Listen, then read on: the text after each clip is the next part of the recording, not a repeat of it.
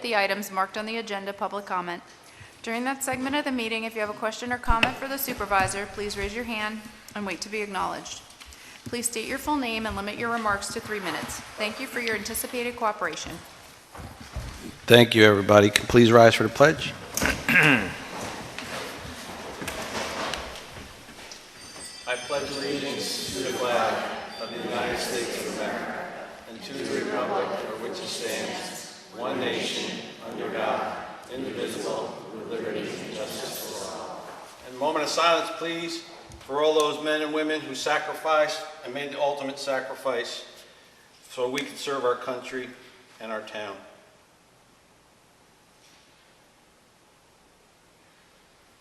Thank you.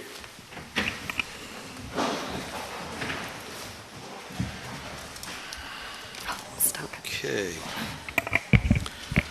All right, I'm going to alter the agenda just slightly, a simple one. I need to table Resolution 51 to approve the amendment for agreement. The reason I'm asking to table this is because I believe the board needs a little more information from our attorneys. I understand it very well, but I want you guys to understand it very well. It is a complicated agreement, but now it's actually a simple agreement. But I'm going to ask the board for a time where we could have an attorney meeting per Zoom, so you guys could understand what this agreement is. This is an agreement that goes back to 2013 on site approval for Buttermilk Falls. And as everybody knows, Buttermilk Falls is possibly being sold or looking to be sold, right, Bob? Partnered up with. And in order to do that, there's transfer of properties, and this agreement has part to do with that. So in any case, I just want to make a resolution, amendment to the agenda to remove Resolution 51 and table it for this meeting. I'll make that motion. I'll second it. All in favor? Aye. Aye, so moved. All right, I need a motion to approve the agenda as amended. I make a motion to approve the agenda as amended. Second. All in favor? Aye. So moved. Motion to approve the minutes from the May 27, 2026 Town Board meeting. I'll make the motion to approve the minutes. I'll second. All in favor? Aye. Aye, so moved. Motion to approve the minutes from the May 27, 2026 public hearing. I make a motion to approve the minutes from May 27, 2026 public hearing. I'll second it. All in favor? Aye. Aye, so moved. Motion to approve the stenographer minutes for item 11, question and answers from the May 11, 2026 Town Board meeting. I'll make the motion to approve the stenographer minutes. I'll second. All in favor? Aye. Aye, so moved. Authorize the payment of bills of $362,370.10. I make the motion to authorize the payment of bills of $362,375.10. I'll second. All in favor? Aye. Aye, so moved. And as I always try to do, some of the bigger ones in that bill are $107,334.38. That's the TAM Enterprise. That's part of our sewer upgrade at the Marlborough Sewer Plant. $36,088.62 to the Marlborough Central School District. That's because that's all our fuel from January to March. The school district oversees the fuel, and we pay them, we reimburse them. We oversee the facility, and they actually get the fuel. And then there's $16,274.12, and that's for Central Hudson, and that's the lighting district in the town of Marlborough. So that's just a few of the items. Okay, so tonight I'm going to do something different than we normally will do at any meeting. And I know the Knicks are on tonight, and everybody wants to get home to see the Knicks. But what I want to do is get public input on the code change that we're going to introduce tonight to regulate farm venue events. And let's go to that. As I'm getting to that resolution, I have asked our attorney, Hannah Atkinson, to be here, and I want her to just come up and say a few words of how we got to this point, and then you could have any questions. Like, again, I'm going to open this up to the public to give comments, and we'll go from there. Well, Mr. Supervisor, I didn't realize this was going to be a public comment period, but I assume it's not the public comment period because it wasn't duly noticed. This is just for feedback on this initial draft? Yep. Okay, well, I prepared a flow chart because I'm a visual learner and I think that this is a complicated area, and so I printed out a couple of these that I hope will show what's trying to take place with this law. I assume this will be posted on the website for public inspection, and I do have one more copy. It's all right. I can share. Yeah, it's all right. I can share. So the purpose of this law, it's been a long time coming, and I know the board has addressed this issue now in discussions for quite a while. It came up, there was an application before the planning board for site plan approval of events taking place at a certain property, and thereupon the board realized maybe there was an absence in the code addressing how certain agricultural events particularly were treated in the town. So really what's happening here, and I'm not advocating necessarily for the law in this form, and I think having conversation and discourse about the elements of this is particularly valuable because there's a lot of interplay between how the Marlborough Code works and how Ag and Markets works at the state level. So really what I've tried to do in this initial draft, this is just the first introduction of this law, and of course there's room for changes and amendments, which is why as far as the procedure, I haven't put in the resolution that you'll be looking at today any really big next steps. There are certain referrals that will need to be made to the planning board and to county, and the waterfront revitalization program aspects need to be addressed as well, but I figured the board might like to look at this and make some comments and have me make some changes before we get to any of that. So really on a broad level, the purpose of this law is to bring the way the town addresses agricultural properties, specifically farm operations and farm operation events, into conformance with how Ag and Markets treats those kind of uses. So I'm going to read this section from Ag and Markets, section 305A, and this is the overarching rule that really this law is, I think, trying to address. The rule is, local governments, when exercising their powers to enact and administer comprehensive plans and local laws, ordinances, rules, or regulations, shall exercise these powers in such manner as may realize the policy and goals set forth in this article, and shall not unreasonably restrict or regulate farm operations within agricultural districts in contravention of the purposes of this article unless it can be shown that the public health or safety is threatened.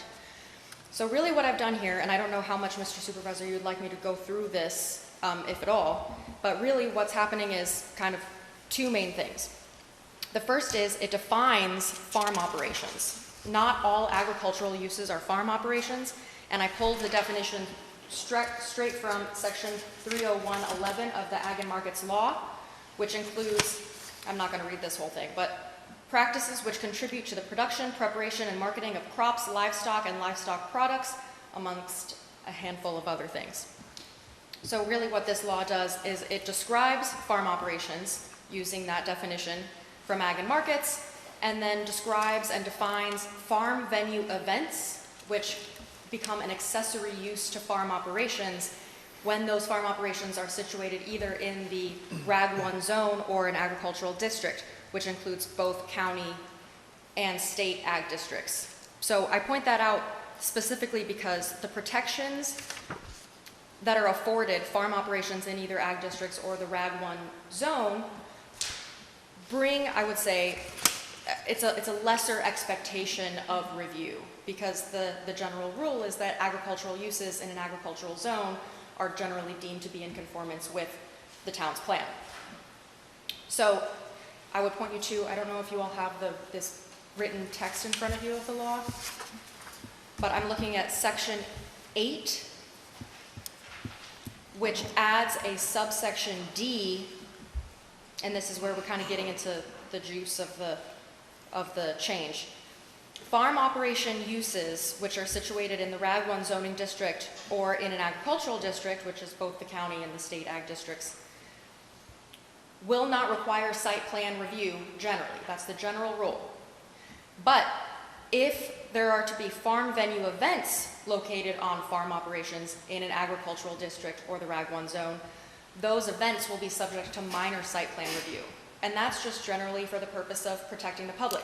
And looking back at this Ag and Markets section 305A, the rule is you can't unreasonably restrict a farm operation in an ag district unless there's a public health or safety risk.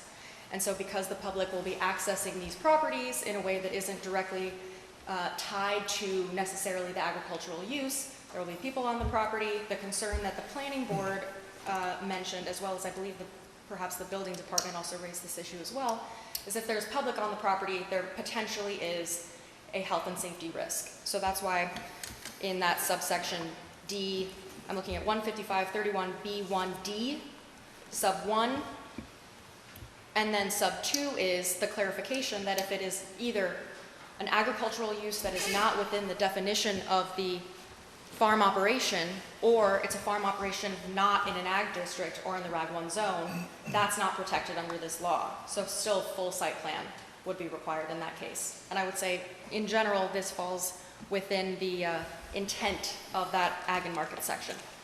So that next section, and I'm about to wrap it up here before I really could speak about this for quite some time, but I know you don't want to hear me do that. So this next section, 155.31O, is the code section that speaks to minor site plan review. So most of the text here, unless it's underlined or struck, is remaining the same from the code. That already exists.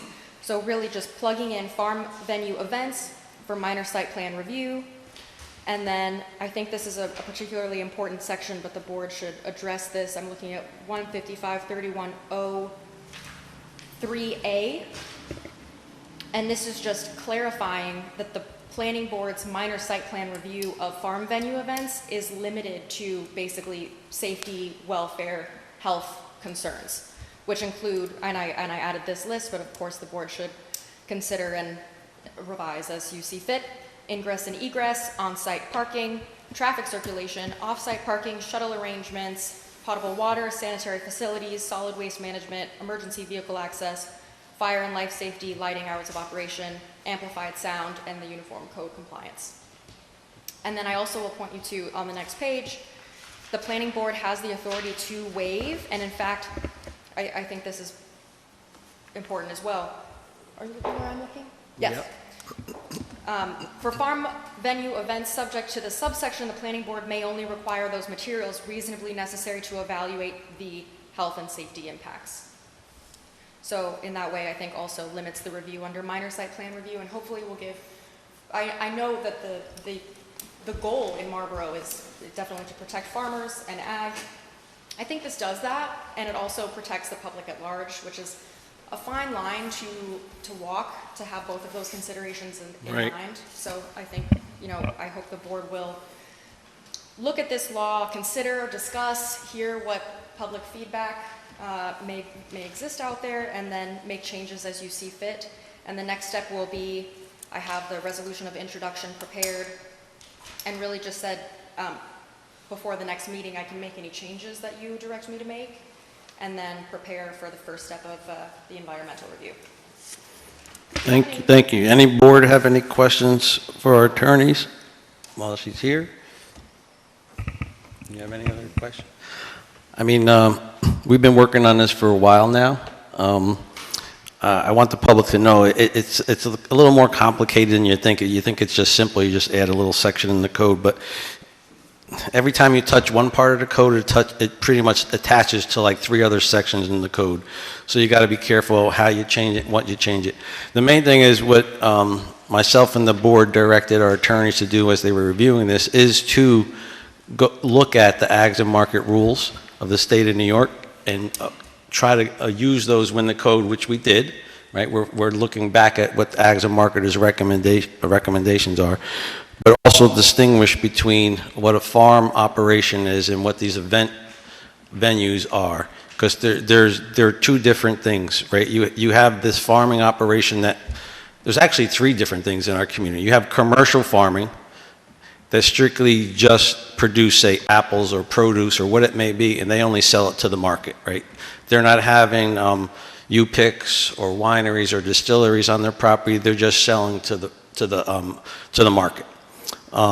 That's one aspect. They're actually the biggest landowners in our town. The second venue are these multi-use type facilities that do some of that. They also do U-picks. They also might have a distillery or wineries. That's a second venue. The third one is all that plus events. Events that are non-agricultural, I'll call them, I guess would be the term. They're events like wedding venues or parties or different things using their facility because the facilities are beautiful, right?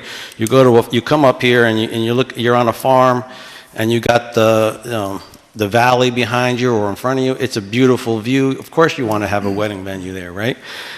But those go beyond just ags and market, and that's where the public health safety comes into play, according to ags and market, and the energy codes of New York State come into play, fire and safety come into play. And that's the only thing that this code is trying to change, is to say, if you go in that avenue, that we would require a minor site plan review. And that is what Hannah's tried to put in here. And us as a board can reduce some of those requirements or not, depending on what we discuss. But Hannah tried to put in as much into the code now as possible for all the different things that we would look at. But also asked her to put in there what she pointed out is that the planning board, not the town board, the planning board who actually does the planning for the town and does the site plan approval, would have the authority to say, well, we don't need X, Y, and Z, but we need A, B, and C, right? That they have the authority to do that on their own. They don't have to come back to the town board and ask for permission. They're the people that know that they're doing this every day. That's their job. So in my opinion, I wanted to give them leeway. But I also got to understand is why we're doing this too is it's a protection for the taxpayers of the town too. It's a liability issue if there's a known entity doing something and the town doesn't act, right? If the town doesn't act, they could also be sued in a lawsuit if something ever happened on that property, just by knowing that something was going on. That's, we also got to protect the 8,800 people that reside in our town, on top of trying to protect the farmers. So this is a fine line we're trying to thread here and do our best. So having said all that, like I said, I'm trying to do something different, because we had introduced a couple laws recently that we've got a lot of public interest on, and then we changed the law like 3 times. So what I'm trying to do is, if you guys had time to look at this and you have any concerns, or you want to add things, or you think we should take things out, I'll have you come up and I'll take notes and we could go from there, because I am gonna give Hannah, as long as the board gives me back their feedback in the next 2 weeks, we are going to have a reintroduction of the actual code that we're going to put out there. But I would like to do it 1 time, not 3 times. So, Dan, come on up, please. Yeah, I got a also clarification, Scott. So, this is moving forward. We're going to have this minor site plan review through the plan. How about the ones that are already existing that need some complying to be done, that they're already operating? What will we do with those, with that situation? That's, again, once we pass this code, my hope is, and that they then come in and apply for the code, for their actual site plan. So the people that are doing business, so they need to come in for a minor site plan? If they're doing, remember, this is strictly for events, like events that you're having on your property. If you're just doing ags and market, you're doing your normal farming, this has nothing to do with that, right? Right? Correct me if I'm wrong, Hannah. This is more towards just the events, right? That's all we're really. Yes, I would say, based on the text as it exists, if there are events that fall under this definition in section, whatever it is, then yes, people will have to come in and get minor site plan approval. But one thing I may recommend is that the board could add a transition period of some kind, so that there's 90 days, 120 days, by which time people will be expected to have submitted an application to the planning board. Like, for instance, some Picayune now, they're having, hey, live music, they go there and I mean, will that be considered as an event when you're sitting down there and you listen to music, so would that needs to be also brought down to a minor site plan, because now people sitting down, they're listening to people, they're having apple cider, whatever they had there, and all of a sudden, they're doing business as such.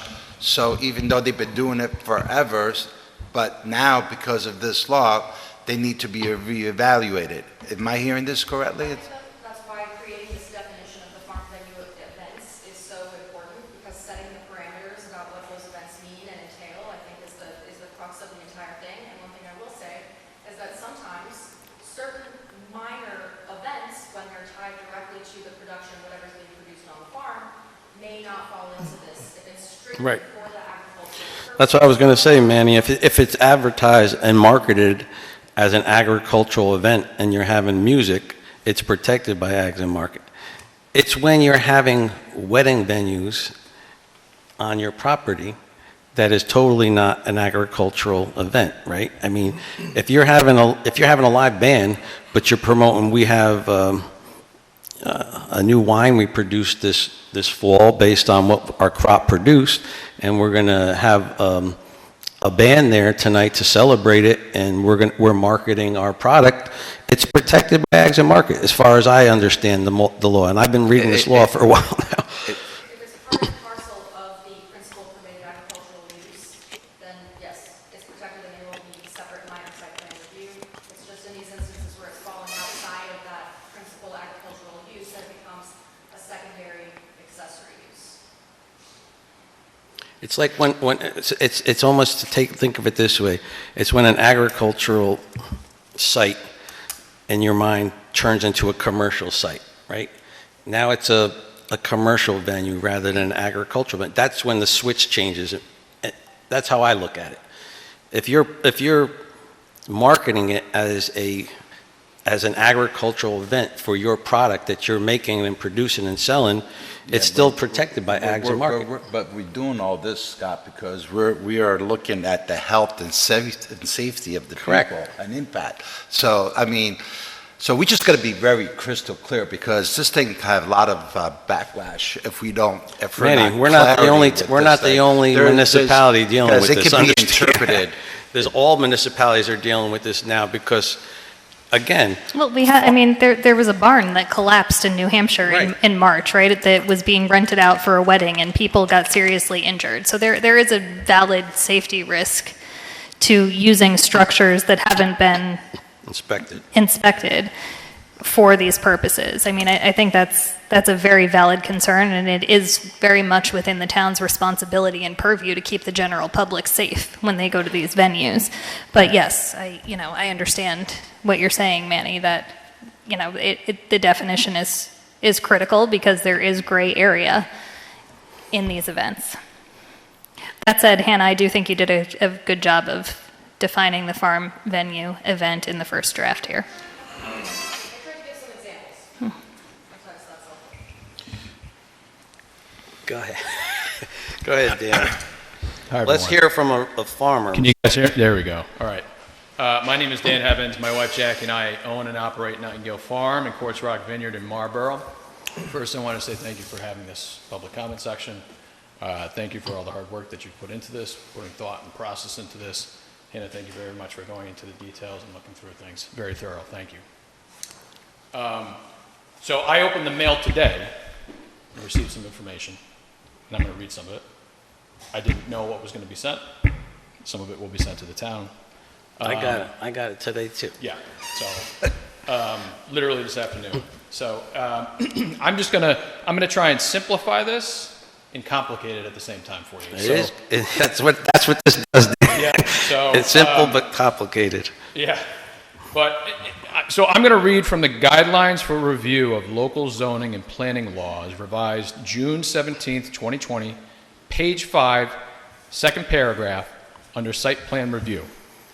So I'm just going to read one sentence. There's more in this, to be fair, but the sentence reads, and this is an ag and markets document. Many local governments share the department's view that farm operations should not have to undergo site plan review and exempt farms from that requirement. The key point there is farm operations, which is defined later on, which is crucial, and that's super important. I'm going to summarize, unquote. So this is me talking now.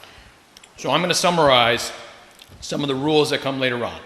So events, including parties, festivals, and charitable events, are protected as part of the farm's operation when they are deemed to be marketing activities and certain criteria are met. These criteria include that the products being sold at the event were produced on the farm from at least 51% on-farm produced crops, and that the revenue earned from the event is incidental to the revenue earned from the crops. So only true, real farms will qualify. This is ag and markets. This is not the town. This is ag and markets. So I will stop there. There's much more, but I urge the town board to go through what they sent. More to come. Thank you. Thanks, Dan. I appreciate it. I think the board has looked at this guidance. What's that? I think we've looked at this guidance, but I didn't know that there was a 2020 version. I think we looked at the 2017 guidance. Yeah, we've talked about this before. I mean, this is that fine line, like I said, where do you cross that line where it's marketing, right? We know there's events that are marketing for marketing purposes, for farming operations.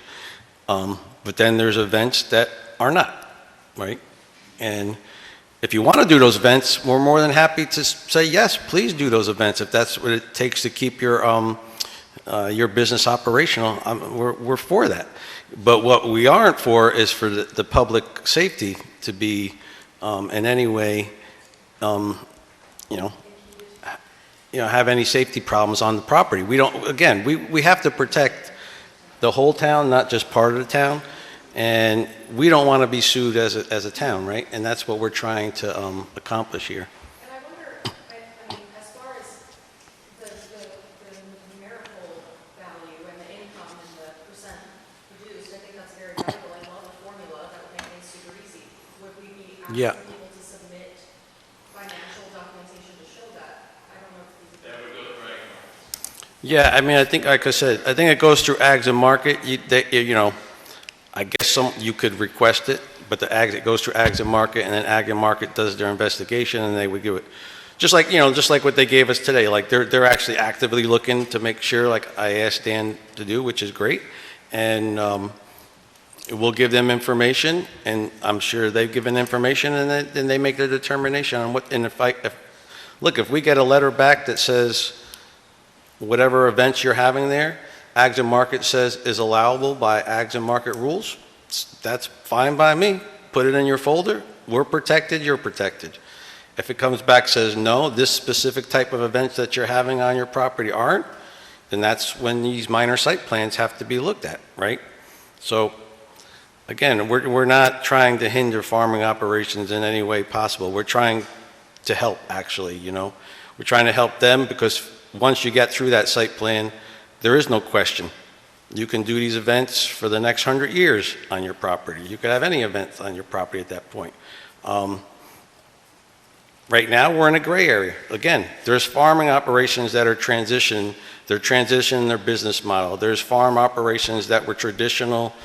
I sell to the market farmers that have transitioned to U-picks, that have now transitioned into distilleries with U-picks, and now transitioning to having event venues on there. That's great.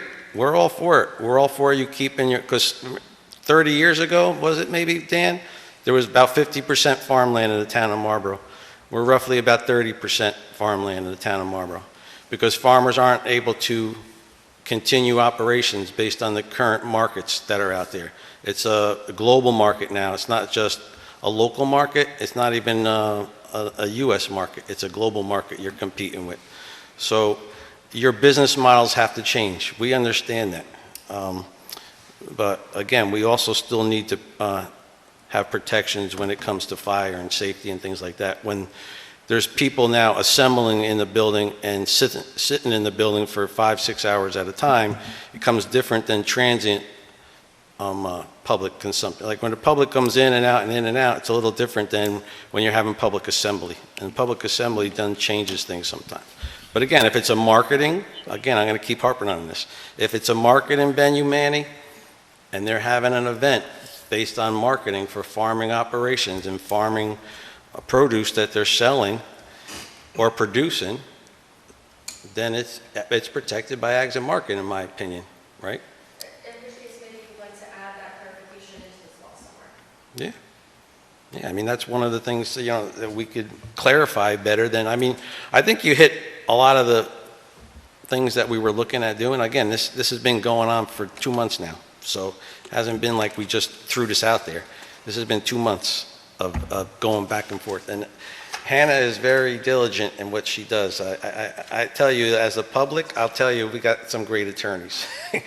Between her and Kyle, they are very diligent at looking through the laws and looking at the codes, looking at the Ags and Markets, and trying to make sure that we're protecting both the farmers and the town. And that was one of our biggest things. We don't want to hurt our farmers, but we need to somehow come up with something that's reasonable when it comes to a site plan review for events, and that's what we're trying to do. So, anybody else have any other comments on what we have? I mean, we are going to have public hearing when we actually reintroduce the rule. Just another quick question. Hannah had mentioned something. Is there a scenario where there's no site plan needed? If you're not having events, this is why we should put the flow chart. I think the flow chart helps. Yeah, we're going to put this flow chart up for you, and it'll actually kind of, Holding an event and being a farm, is there a scenario where the site plan isn't needed? If you're just doing what the supervisor just described, if you have farm operation in there, an ag district, or what is it, the RAG1. RAG one? Does anyone call it RAG? Or is it just Well, we call it RAG1. RAG1 zone? And you're having events, but just for limited marketing specifically tied to agricultural use, 51% of the, or something like that? following the map, yes. Okay. I mean, we could actually include this in the code. It could be put in the code if we wanted.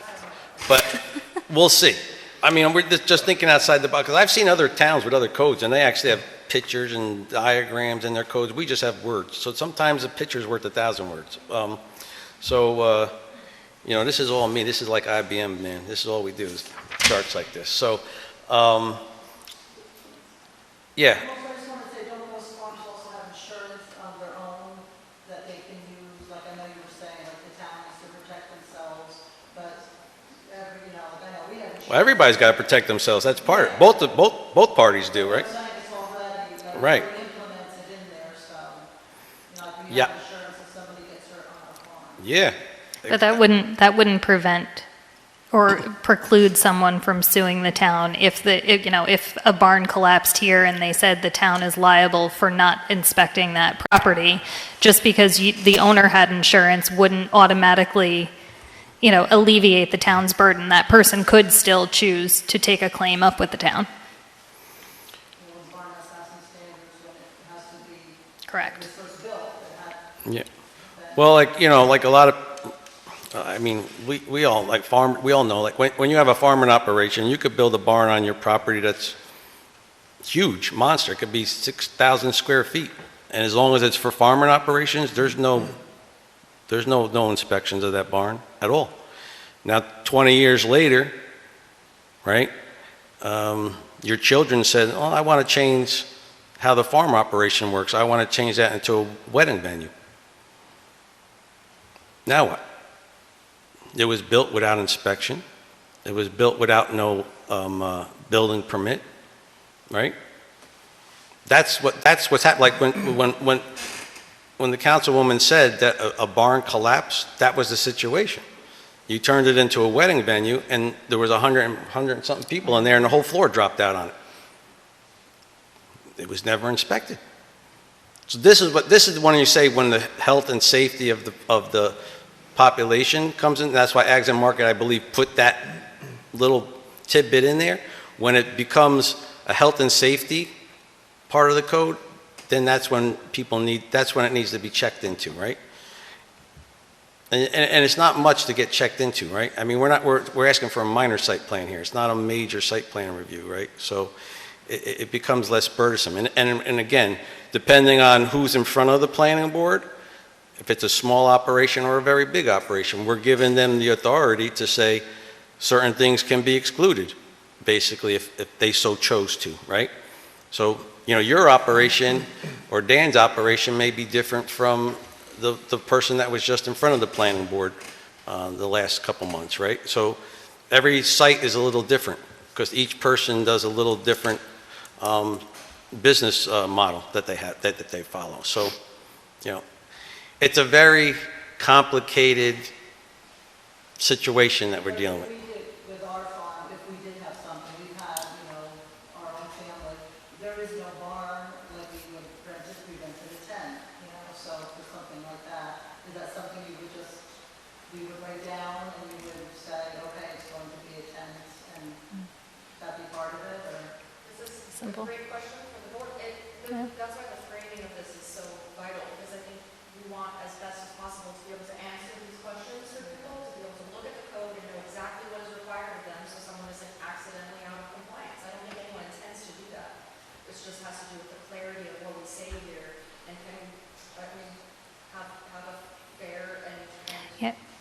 Yeah, I mean, I think in that case, right, it would be a pretty quick review where the planning board would want to look at things like egress and how you're getting onto the property and parking and, you know, little things like that that probably wouldn't be very burdensome. Yeah, I mean, most of the stuff that that they're going to be looking for is parking, egress, degress, public bathrooms, right? That's a biggie for Board of Health approvals, noise, and lighting. Those are usually the big things, right? Because most times you're a farm, even if you're a small farm, you're surrounded by possible residents. Even though farms are large, in the valleys, if you're having live music or whatever it might be, it echoes. As we all know, we all live in this town. We've had other events in this town that they echo throughout the valley, and you get calls on them. So, you know, those are the things: noise, lighting, parking, because you got to make sure you can get emergency vehicles into your facility if there was a fire or if someone got hurt, things like that. That's public safety. Go ahead. It's very helpful to define farm. It might also be helpful to define event. It's in there, event venues. I mean, that's part of it, but we could change it, but it's in there. Well, I will read it. I just thought you don't know what constitutes, Yeah, what we tried to do is and we basically took farm operations. It's directly relating to the ags and market, pretty much. And then what we tried to do is say, what's a farm event venue? Like, we try to define it. And it's up there, yeah. Those were the two things that we really wanted to try to define. It's got examples as weddings, wedding receptions, rehearsal dinners, private parties, reunions, graduations, corporate events, concerts. I mean, these are things that we They're were thinking that commercial- are outside. Yeah, they're commercial large events. If you're gonna have a family wedding at your apple cooler, it doesn't cover that, you know? Yeah, I mean, does anybody in the public disagree with any of these, or do they think we should add some to these? I mean, I don't know. These are just things we came up with. Go ahead, Mickey. So I don't know if this is appropriate or not, but say, for example, I'll use Diana's example.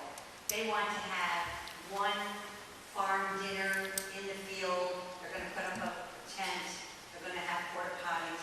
They have all of that done. With those types of single events, even if there were several over the summer or over the ag season, if they were subject to registering an event with the town, and there was something also added in the town code, that singular events should be registered with the town. Are you saying event, I just want to make sure, so you're saying event outside a barn, like just on the property, and they have a tent? Are you asking about that? Just saying, if they would, say somebody wanted to have, say somebody just wanted to have a single event. Yep. Market their farm. It wouldn't, that probably would not need a site plan, but say they wanted to have weekly picnics. And they wanted to make sure that there was a tent on the property in case it rained. Yeah. That would Well, that's it. protect the town, protect the town. Having a tent outside is covered in here. It actually still would fall under the same code, right, Hannah? Correct me if I'm wrong. A tent being put outside on your property, as long as if you're having, say, a wedding there, and you're having and it's for a commercial purpose, right? A commercial purpose, you're getting paid for it. It's the same as having a barn, and you're using a barn.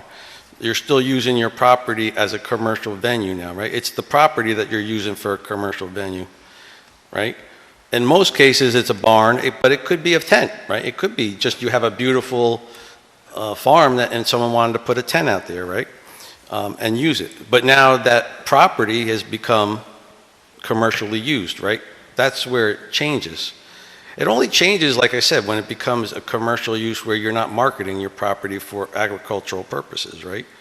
You know, and that's kind of what we were trying to, you're never going to be 100% right, but we're trying to figure out what's an event spot, right? You know, and then if you want to do these things, we're not saying you can't do these things. We're just saying if you want to do these things on your agricultural property, we just ask that you do a minor site plan review so that the fire and safety and health of the public is protected. That's what it's for. It's not to hurt the farmer. It's to protect the people that are going on the farmer's property. It's to protect the farmer themselves. It's to protect the citizen. Because I don't think also a lot of people, I know you probably do because you've been on our board, if there's an insurance claim on a property, right? Normally the first course of action is the insurance company calls the building department. And they first thing they ask is there a permit? If, say, a structure fell down, was there a permit for that to be built? Yes or no? If it's yes, okay. If it's no, they're denied their claim because they didn't have a permit. Did they have site plan approval to have this type of event on their property? If it was a non-agricultural. Yes, okay, you're good. If no, they're probably going to deny that claim.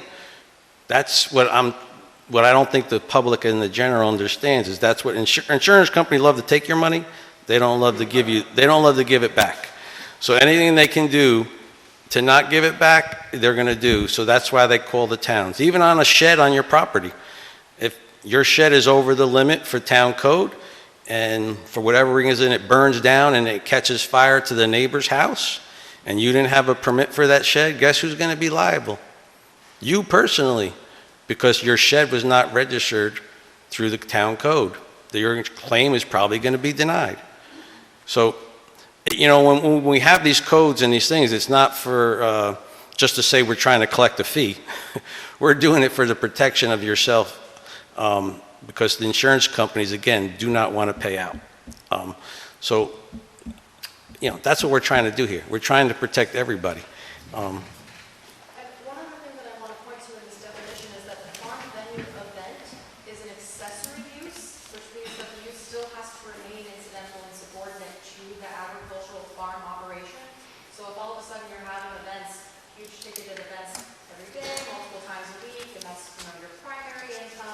Right.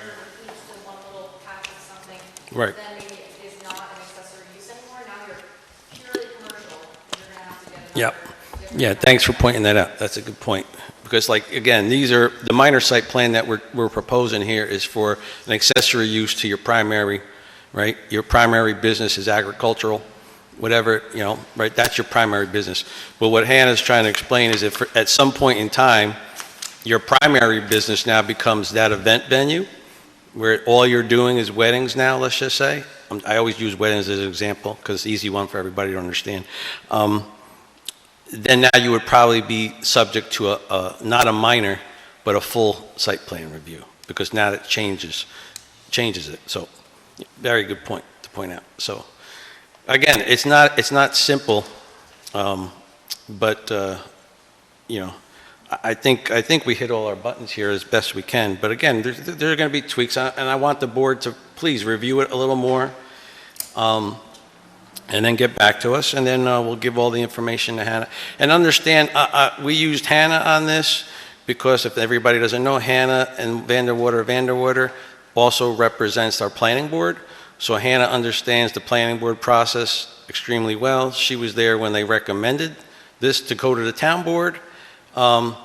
So that's why I asked Hannah to work on this with us. So she's well-versed on both sides of both our boards. So I just want to thank her for coming tonight, and unless the board has any other questions for her, you got your hour out of us.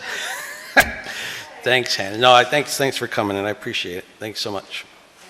All right. All right. Thank you. All right, you ready? Yep. All right, so then in that case, we're going to move on to anybody have reports of departments of the boards. Anybody have any questions on all the documents we got back from our department heads? Any questions? The chief's here. Thanks, Hannah. Thanks, Hannah. The clerk's here. No? Okay. All right, so I got to advertise for open planning board positions, so I'm going to read a correspondence early. Mr. Corcoran Town Supervisor, dear Scott, due to upcoming series of medical procedures,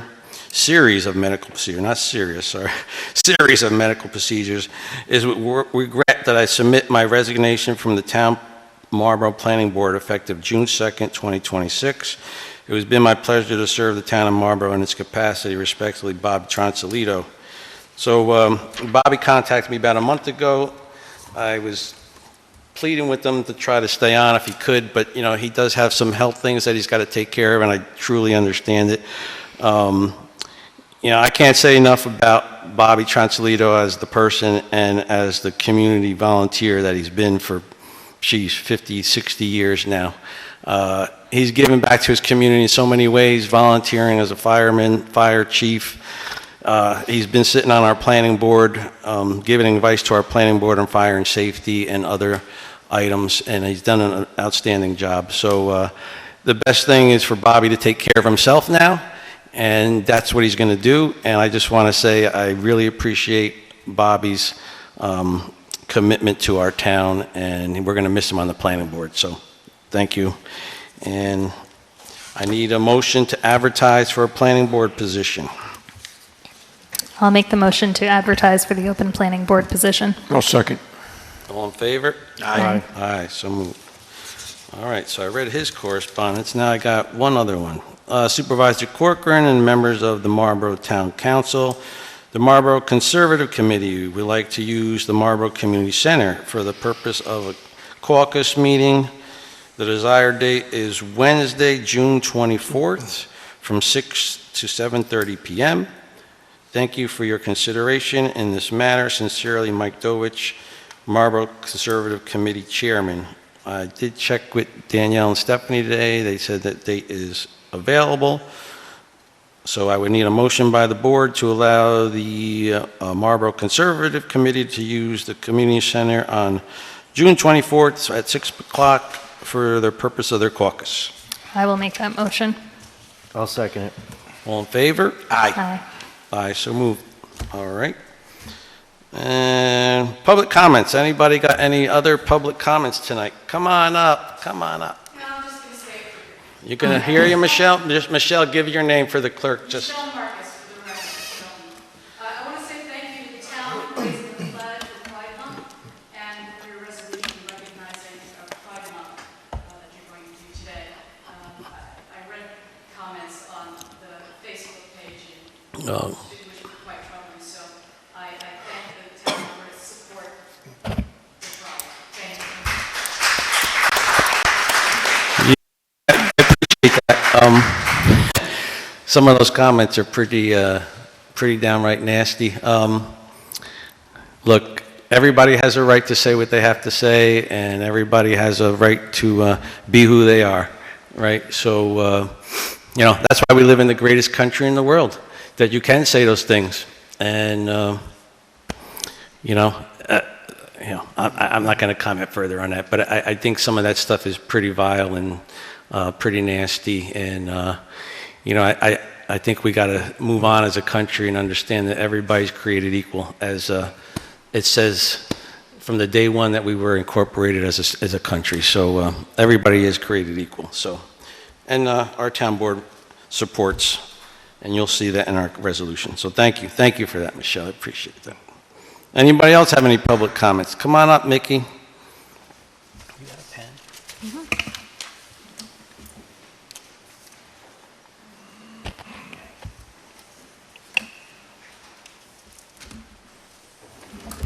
Good evening, Mickey Simonovsky, Marlborough, and Chair of the Conservation Advisory Committee. I've been approached by a number of people I meet who want to assist as a result of the most recent open discussion we had in regards to the roundtable for the farmers. I need direction from the board as chair of the CAC committee on how to respond to them. I feel stymied in this regard. Any and all written communication, as you know, pertaining to this topic is subject to a FOIL request. So how should I continue to organize support for our agricultural community? Should I suspend activity on this subject? This does undue damage to the efforts of the town, as well as the CAC, to proceed in a supportive manner. CAC members are wondering how to respond to a very complicated FOIL request, 7 paragraphs long, and questioning their desire to remain as a servant to the town in their volunteer role.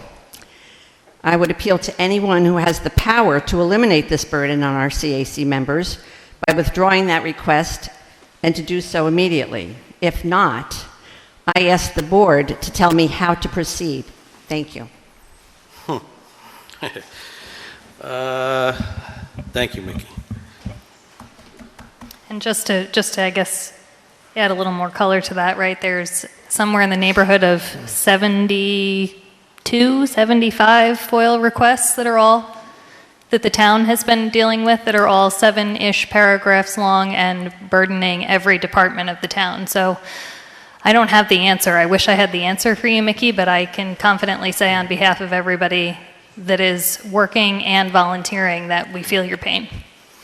Yeah, I think it's truly the hampering the feeling of community service in this town when you feel like you're being targeted with all these overburdened FOIL requests and just lack of any type of privacy or communication. So I think it's going to it affects more than the CAC. It goes all throughout town, you know, and really just a downfall of community service, you know, with the... Yeah, I mean, this one is, it's tricky because, you know, the CAC is a committee. They're not actually town employees, right? Our attorneys are here to guide us as town board members or employees of the town. So what I'm going to have to do is, Mickey, is I'm going to have to ask my attorney as the supervisor to say how do we address this? Because as a CAC member and members of the CAC,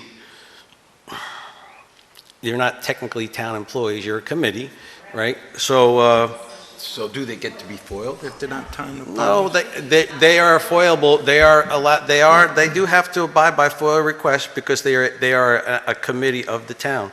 So those documents are foilable for. But as far as legal advice, I don't think do you you're have covered. But minutes? I'll find out for you. I will find out for you. I appreciate that. I will find out, because I mean, I'm pretty sure it only goes for board members and employees of the town. And if a CAC are volunteers, right, even though you're a committee, you're volunteers, I don't know if that extends from legal advice, right, to you.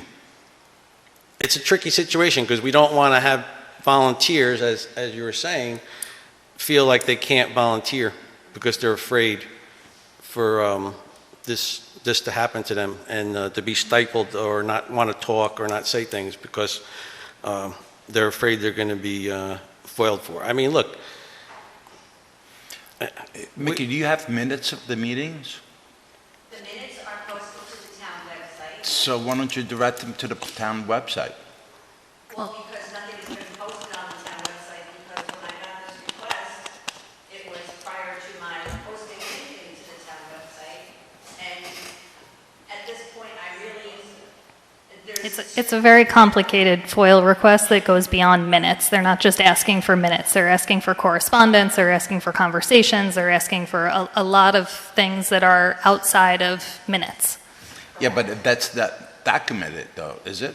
Yeah, every email they send is I mean, you documented. can't go and, I Am mean, I allowed to talk what's in the FOIL request? I have no idea. I wouldn't get into it right now. Let me just talk to our attorney. Let me get some advice, and we'll get back next meeting, or I'll get to you earlier if I can. But yeah, it's a complicated situation. I mean, In the meantime, can I just say to any public member who might be listening to this or viewing, I apologize that I have not been able to get all of the documentation and the suggestions out into the public that I wanted to. I really am just like not sure how to proceed, and I will not put anything about the roundtable on our upcoming meeting on the 14th. yeah, I mean, yeah, as long as look, if you're a committee of the town, everybody understands that, yes, your emails, your conversations and through email are foilable for, right? Your meeting minutes, if you have, are foilable for. They're public record. Yeah, they're public record. So you got to understand that. But well, your question was legally, can I have my attorney, our town attorney, give advice to the CAC? I don't know. I think it may have to come from the town board to allow that. It's an odd thing because that's just how it's worked. If you're not actually a town employee, you don't get the use of an attorney unless the town board approves it, right? So the ethics board, the planning board, the town board, and town employees are all under our guidance of our attorneys, right? But any committee is not. But the town board could extend it if they choose. But I got to ask. I just got to ask. That, you know, and Hannah left. I could have. But I'll ask. Thank you. All right? Sorry about that. Anybody else? Joe, come on up, Joe.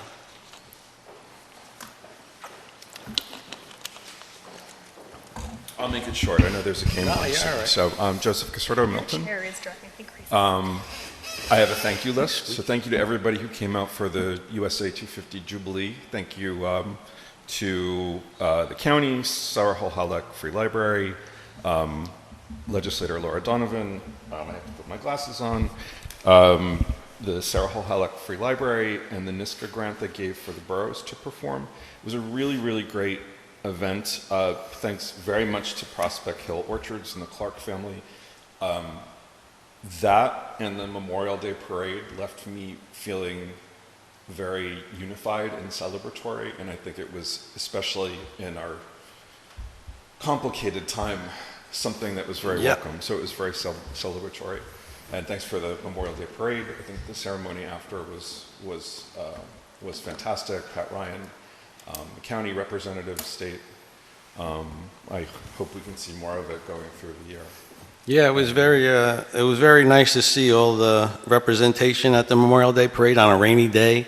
But, you know, we had all assets of, legislators and senators and congressmen. I mean, we had everybody there, and everybody was working on the same page of, we're there for our veterans that gave the ultimate sacrifice.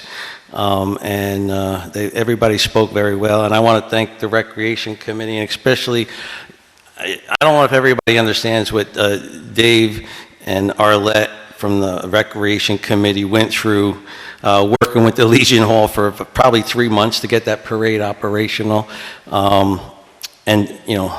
The rain got rained out. The rain was kind of, they were really pushing maybe not to have it, and they all said, look, and I think I said it at the event, the men and women that died for us went through rain, snow, sleet, and everything else. So there was no reason to cancel the parade, and I want to really personally thank Councilman Zambito and Arlette Zambito, who was our co-chair of our Recreation Committee, for working with Ed and everyone at the Legion Hall to get that going. And, you know, the Jubilee was, again, like you said, it was two events that really, like you said, make you feel community spirit again. And sometimes we've been forgetting that with all the craziness that goes on in this world. And trust me, there's a lot of craziness going on in this world. There's a lot of division in this world. But things like that bring you back together and understand, like I keep saying, we were the greatest nation in the world. And you could have different opinions, but when you stop talking and you stop having conversations with people that maybe you don't agree with, that's when we start having issues. And, you know, you should have conversations. And, yeah, I agree, Joe. It was two great events. I apologize. I did leave out Tom Schroeder, who did a fantastic job. In the, whatever, 10 minutes that he spoke, I learned stuff I never knew about Marlborough. I didn't know about the raspberries. I didn't know about all this stuff. So, yep. And Michelle kind of took my comments about pride, but thank you for recognizing it. And, absolutely. You know, some of those comments do show why we need a Pride Month. And definitely appreciate the recognition. Yeah. Thank you. Thank you.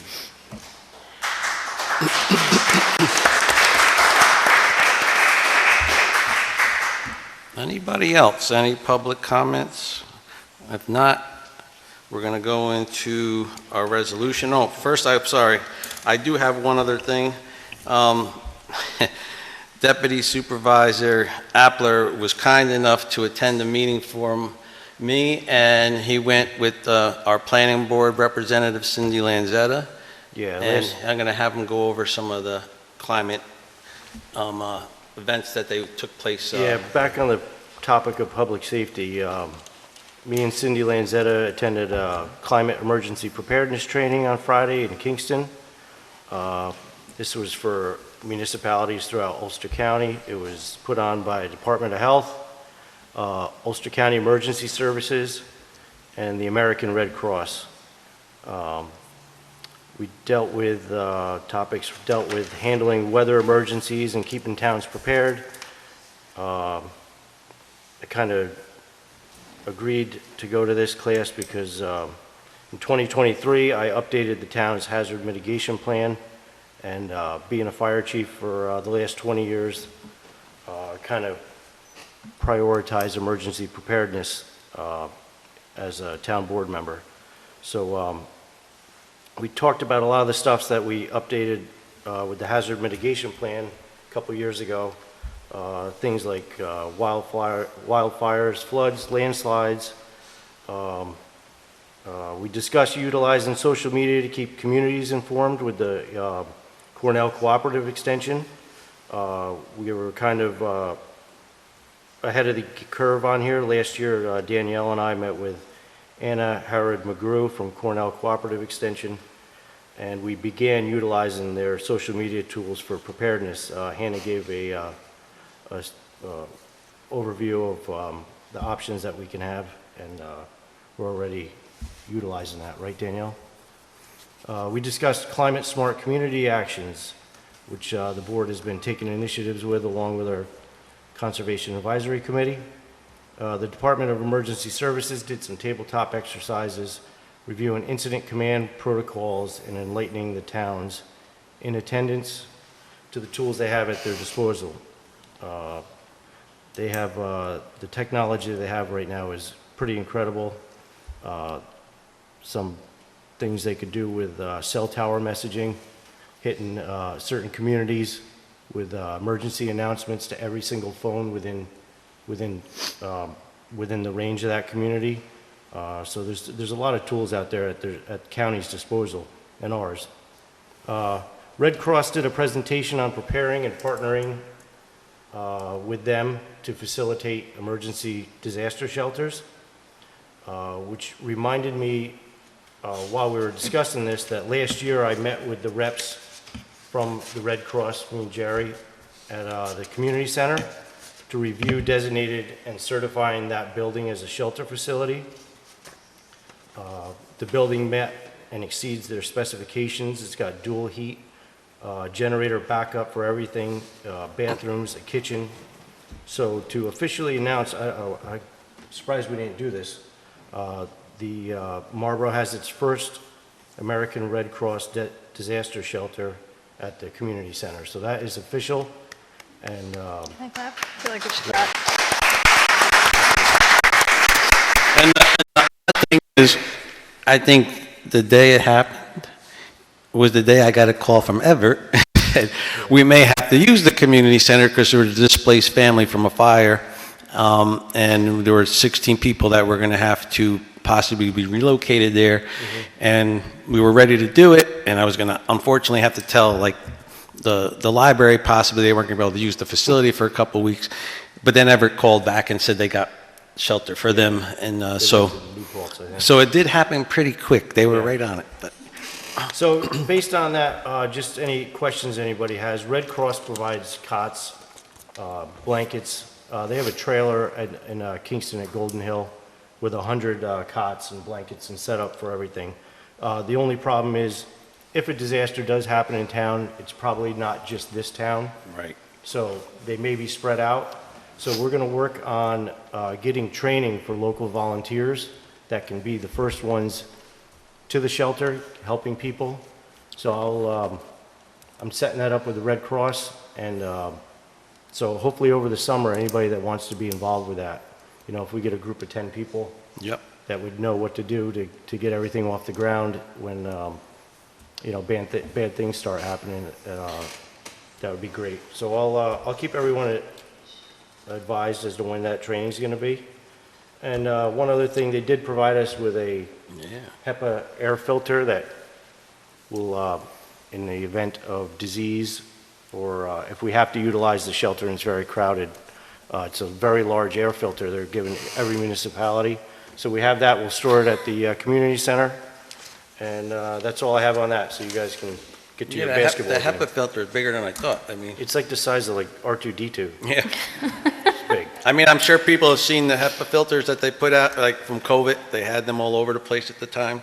I would assume maybe these were leftovers from COVID. I don't. But anyway, we appreciate that, and I appreciate you going there. It was a 4-hour event class / meeting. It was a very good class. It was informative, and I hope that Ulster County does more like that. Yeah. So, and I agree with you with the readiness for the disaster, because yes, Red Cross will man it. They will provide beds. They will provide food. They will do all those things, but sometimes those things take a little time. Yeah. You know. So, and if it's like you said, if it's a big disaster, it's going to be widespread. So. All right. So let's get to yeah. Go ahead. The county came down to a senior meeting at the community center a couple of weeks ago, and they were offering supplying meals to seniors. Yeah. Anyway, they inspected the building, and they said that the kitchen is not up to code for the department. I got all the information today. Well, it's for, so the kitchen's up to code for Board of Health and all that. But when you're actually now preparing food there and serving food like that, it becomes a different Board of Health approval. And in the kitchen, it would require an additional sink and different things like that weren't in place because we weren't doing that type of event there. So the code enforcement officer did tour the building with them. I got the whole list of things we'd have to do. I'm not sure if we're going to be able to get there or not, just because of the cost for what they're asking for. We don't have any of that budgeted for. So we'll see. But I do have the whole list, yeah. So, but yes, thank you. All right, resolution 47. Can you do this for me? All right. Resolution 47 is to promote a part-time police officer to part-time police detective.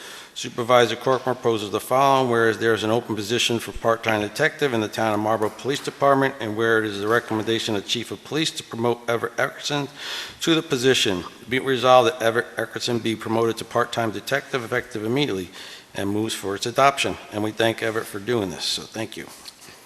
Councilmember Appler, Yes. Councilmember Sessa, Yes. Councilmember Kauke, Yes. Councilmember Zambito, Yes. Supervisor Corcoran. Yes. Resolution 48, to appoint a part-time police dispatcher. Supervisor Court proposes the following, whereas the Town of Marlborough Police Department has an open position for part-time police dispatcher, and whereas the recommendation of the Chief of Police to appoint Celie Aguilera to be resolved that Celie Aguilera be appointed to effective immediately. Councilmember Appler, Yes. Councilmember Sessa, Yes. Councilmember Kauke, Yes. Councilmember Zambito, Yes. Supervisor Corcoran. Yes. All right. Resolution 49, to recognize June as Pride Month.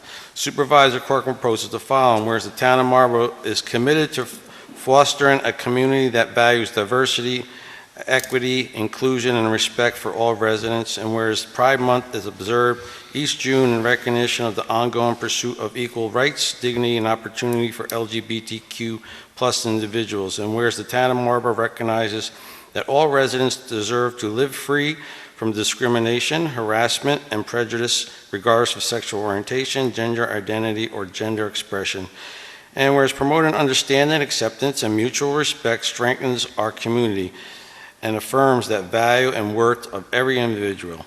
And whereas the Pride Month provides an opportunity to celebrate the diversity of our residents, acknowledge the contributions of LGBTQ community members, and reaffirm our commitment to equality and inclusion. Now therefore it be resolved, the Town of Marlborough hereby recognizes the month of June as Pride Month and reaffirms its commitment to ensuring that all residents are treated with dignity, fairness, and respect, and moves for its adoption. Councilmember Appler, Yes. Councilmember Sessa, Yes. Councilmember Kauke, Yes. Councilmember Zambito, Yes. Supervisor Corcoran. Yes. Thank you.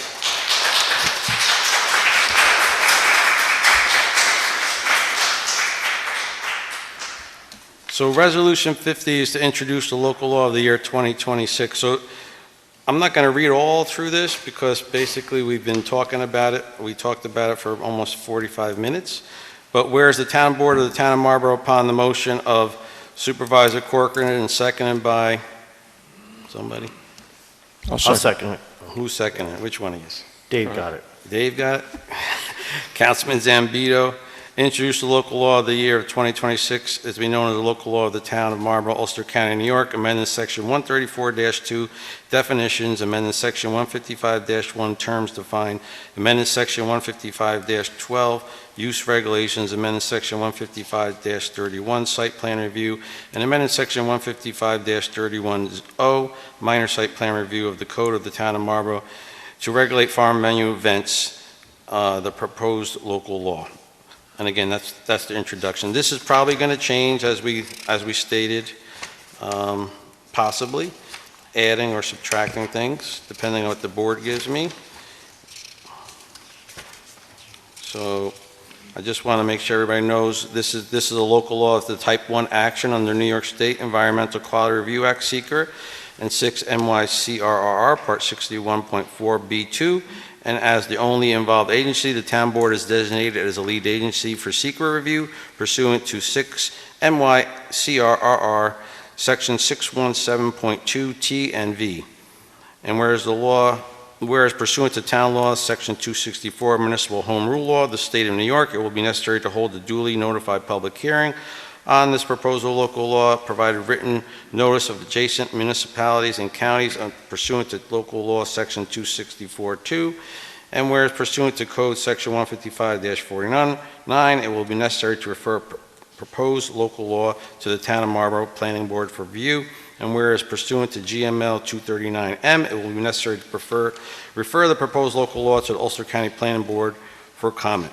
And whereas set in the Code Chapter 99, the Town Board is required to make local waterfront revitalization program policy consistency determination pursuant to Code Section 99-7 I-1 and 13. Therefore, it be resolved upon discussion and consideration the proposed local law of the Town of Marlborough at its regular meeting on June 8, 2026 of the Town Board directs the Council to modify the text proposal local law as described in records of this meeting. Be it further resolved, based on the modification text proposal local law described, the Town Board directs the consultants to prepare a full environmental assessment form, FEAF Part 1, for the consideration pursuant to SECRA. Be it further resolved, the Town Board directs the consultants to prepare a waterfront advisory form pursuant to Town Marlborough Code Chapter 99 The foregoing resolution was duly put to vote, which resulted as follows. Supervisor Corcoran? Yes. Councilman Appler? Yes. Councilman Kauki? Yes. Councilman Zambito? Yes. Councilwoman Sessa? Yes. And the 51 we got rid of, right?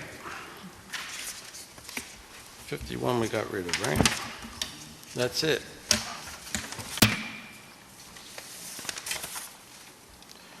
All right. So, Manny, go ahead, Manny. It's your time. Okay, it's 8:21, and I make a motion to adjourn. Second that. Gail, second it. All in favor? Aye. I so move. Thanks, everybody. Thank you so much, everybody.